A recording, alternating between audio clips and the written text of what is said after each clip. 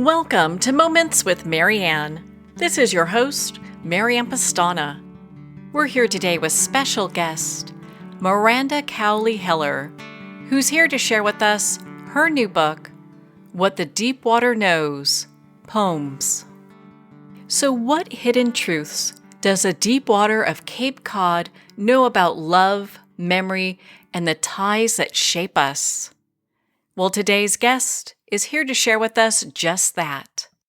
Miranda Cowley Heller has worked as Senior Vice President and Head of Drama Series at HBO, developing and overseeing such shows as The Sopranos, 6 Feet Under, The Wire, Deadwood, and Big Love, among many others.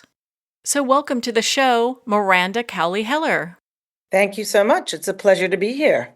Well, what an honor it is to have you here and to talk about this new book. Can you share with us what inspired you to write this? Well, many things inspired me to write this.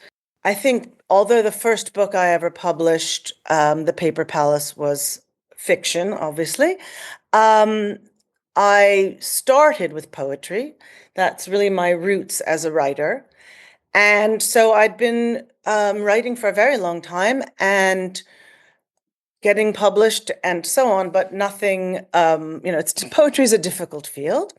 But I think because, and this in this book, it sort of represents about a culling from maybe 15 years of work, much of which preceded the novel, some of which was during, lots afterwards.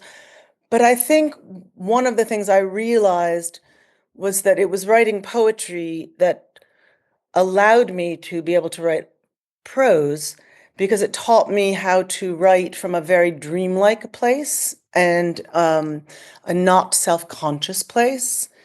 And a lot of the poetry ended up in the novel, but just not to sort of harp on the novel, but simply to say that in a way, this book and the poems in it tell a story. They're arranged in sections from childhood through motherhood and marriage and divorce and heartbreak and survival and etc. So it's very personal to me, but it's also really, I feel, important to me to get it out there for a variety of reasons. But one is that I think poetry, certain people think that poetry is too inaccessible. And I think there's a story to be told that's both complex, but also translates to readers and where they really see themselves or can see a piece of themselves, not just in a story from a book, a novel, but in a poem, and that it can really touch and change people. And I would love for poetry to become a little more relevant, I think. Well, your poetry is so intimate and raw. What compelled you to share such very personal moments through verse? You know, it's funny because, of course, all poetry is personal. There's no poetry that's written, about a Russian spy. That's, you know, but it doesn't mean at all that it is memoir in any way. Of course, it's turning emotion into language and examining an emotional feeling or um, a passion or a pain through metaphor, right? And so it is. So while these are deeply personal, it's not necessarily my story. It's more universal, I hope. And so, and of course, many things are taken from my own experience without question.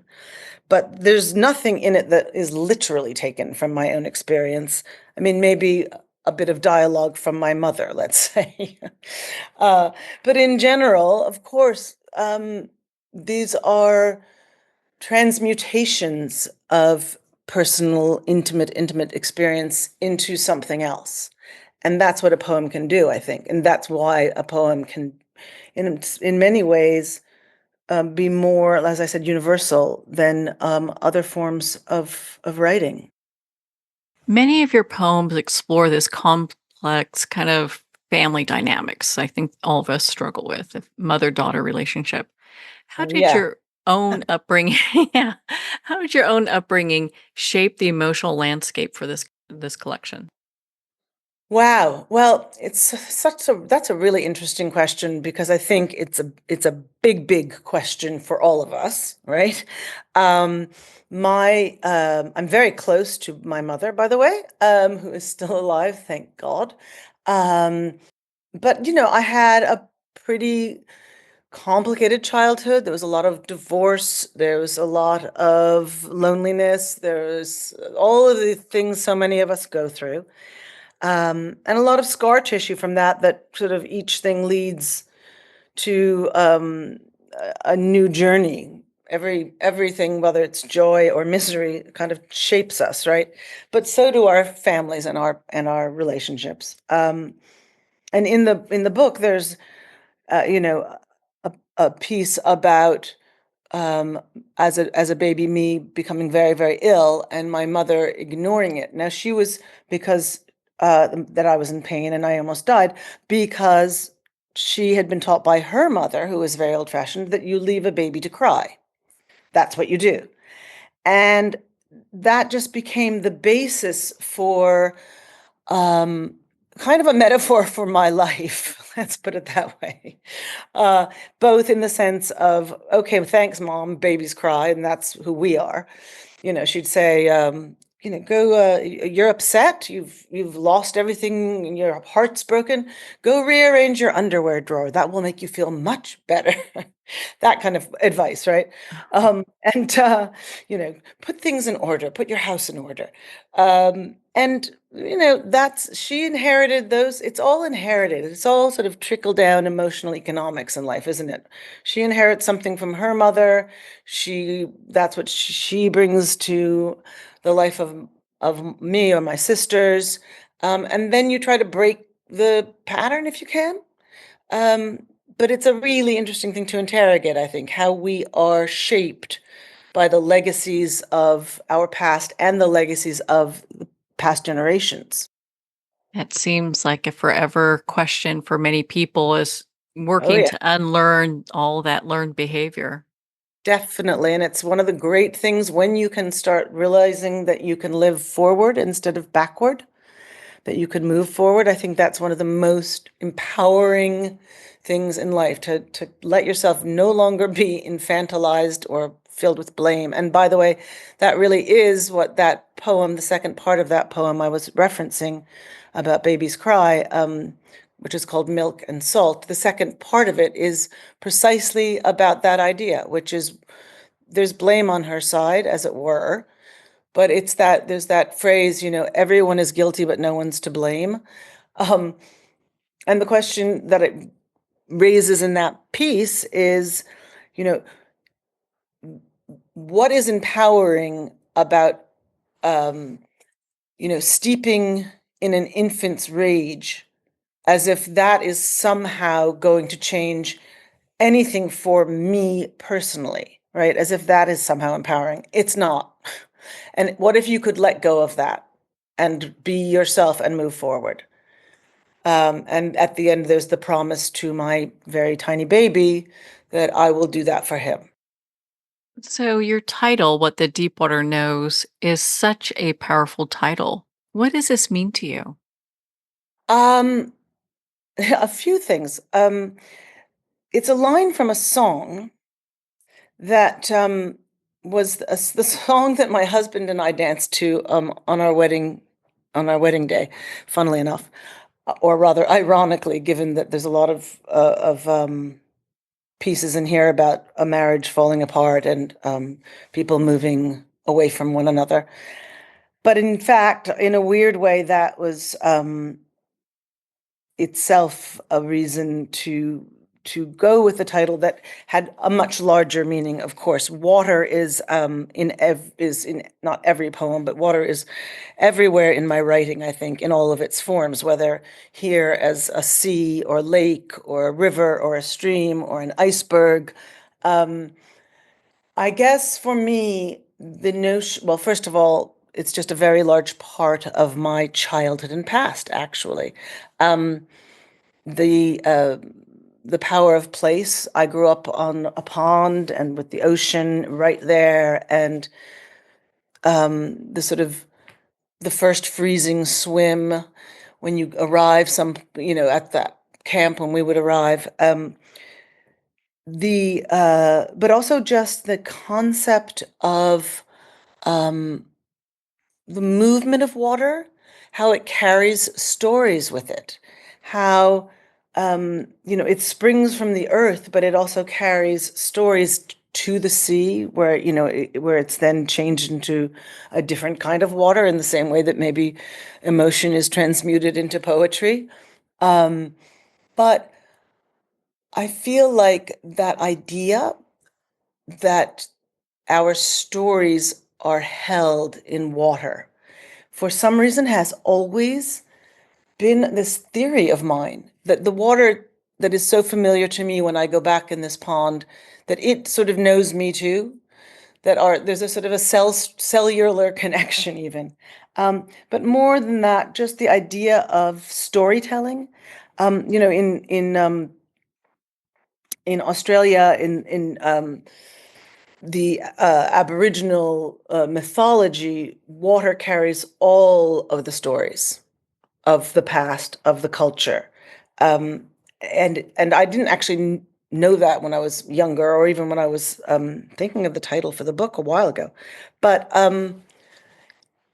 it represents everything to me. It represents fear. It represents a sort of baptismal cleansing, whatever one's religion or spiritual belief is. It represents, I don't know, both warmth and relief and cleansing, and the possibility of rebirth, and leaving, as I said, the past. It carries the past, but it allows you to leave the past behind. It leaves its past behind always. It springs from the earth, and it leaves its past behind, if it's a river or a stream.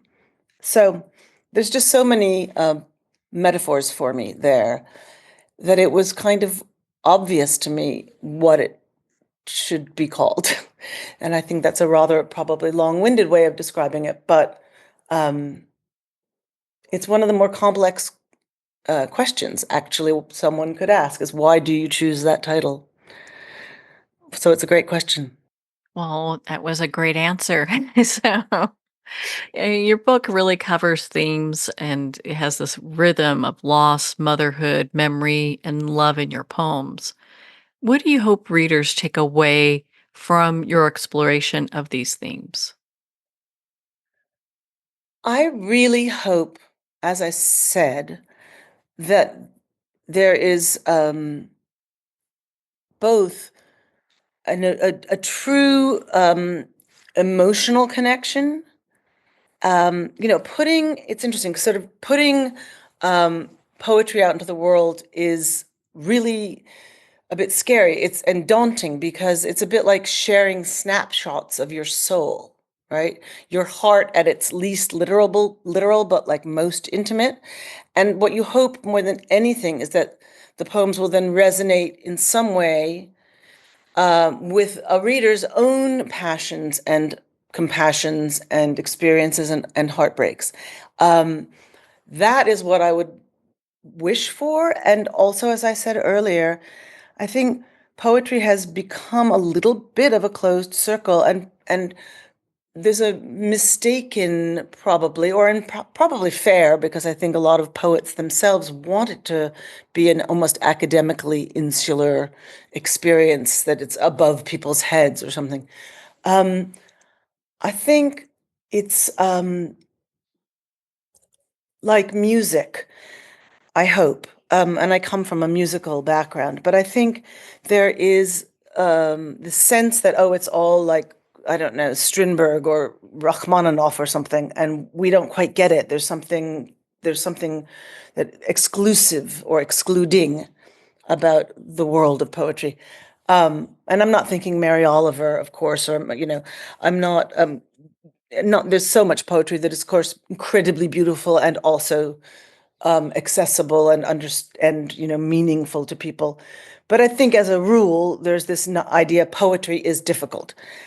And in that same way of sort of people thinking of it as a certain kind of maybe atonal or modern music they don't get, let's say, some people, it can also be, but they understand, Brahms or the Brahms lullaby or Bach or, you know, um, those are not any less complex, and yet you can feel them in a way that for so many people is incredibly moving. That's what poetry should be able to do, I think, and I think it can. And I really hope that this book and sharing my soul, so to speak, and there's also humor in it. Don't in the collection as well as there is in every life, is going to be something that readers will really be able. It will mean that they can feel it in a true way. Well, Miranda, your book is just such a profound read. Where can our listeners connect with you and be part of your community? Absolutely. On Instagram, which is my platform, as it were, Miranda Cowley Heller author. And I really do respond to people who write to me. I think having a world of readers out there has been such an incredible experience. People you don't know writing to you and telling you something that you've written is meaningful to them, that it's become theirs in a way because you put it in the world, and that's the point of writing, right? It's not to keep it for yourself. It feels like I'm being held. Like I was describing that concept of water. It's sort of like that. It's like just there's this world out there that is holding me in its arms, and I'm holding it back. And that's kind of how it feels. That sounds pretty crazy, maybe, but that's how it feels. Well, Miranda, thank you so much for taking the time to be on the show with us here today. Oh, thank you for having me. Really, a pleasure. Well, thank you, Miranda. It's been such an honor to spend this time with you and to talk about your new book, What the Deep Water Knows. Well, we're at the end of our time today. I'd like to thank everyone for tuning in. You've been listening to Moments with Marianne, where we make every moment count.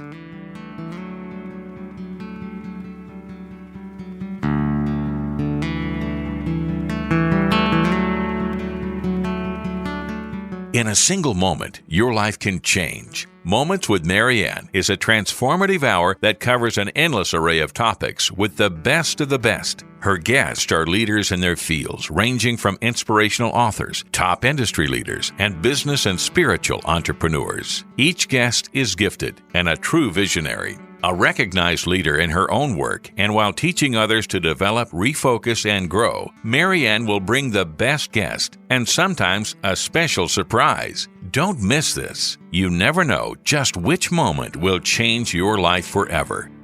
Make sure to tune in and visit momentswithmarianne.com for more information.